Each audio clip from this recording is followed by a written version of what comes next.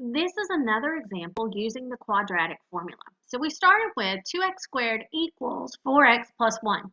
Now remember, before we can pick out our a, b, and c, we have to move this over, okay? Everything has to be on the left. So when we take positive 4x, we move it over, it's negative 4x because you're subtracting 4x from both sides.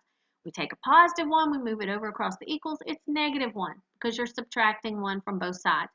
This is what we end up with, 2x squared minus 4x minus 1 equals 0. Now I can pick out my a, b, and c. My a is equal to 2. That's what's in front of the x squared. My b is equal to negative 4. And my c is equal to negative 1. So we are going to plug these into this quadratic formula. So b is already negative 4. When you do a negative 4, that's going to turn into positive 4. Plus or minus b squared. Negative 4 squared is going to make a positive 16. Minus 4 times a, which is 2, times c, which is negative 1. When you multiply those out, you end up with negative 8. So you get minus negative 8, which will be a positive 8 on top. And then don't forget on bottom, you have 2 times a, 2 times 2 gives you 4.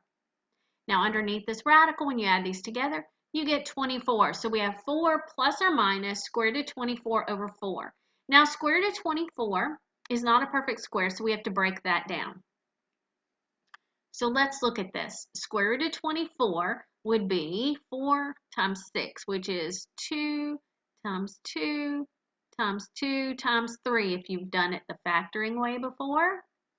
You have a pair of 2's that come out, and then we are left with square root of 2 times 3, which is 6. So this turns into 2 square root of 6. So now we're going to have 4 plus 2 square root of 6 and 4 minus 2 square root of 6. Now there's something else we can do on these. We can reduce them. Okay, so when you are looking at these three numbers, don't worry about underneath the radical, but look at these three numbers. Can anything go into all of those numbers? Now, if there's not a number in front of the radical, that's a 1. And 1 cannot be reduced, but we have a 2 in front of the radical. 2 goes into all of these. 2 goes into 2 times. 2 goes into, or excuse me, I said that wrong. 2 goes into 4 2 times. 2 goes into 2 1 time. There's a 1 there you don't see. And then 2 goes into 6 3 times. So they have, oh, so their typo was here. Okay, let me fix their typo real quick. I apologize for that. I didn't catch it before I started. This was originally a 4, and for some reason they put a 6 in there. Okay, so let's do that again now. 2 goes into 4 twice. 2 goes into 2 1 time. 2 goes into 4 twice again. So this is what we end up with when we reduce it. That would be written as 2 plus square root of 6 over 2 and 2 minus square root of 6 over 2. Those would be your final answers.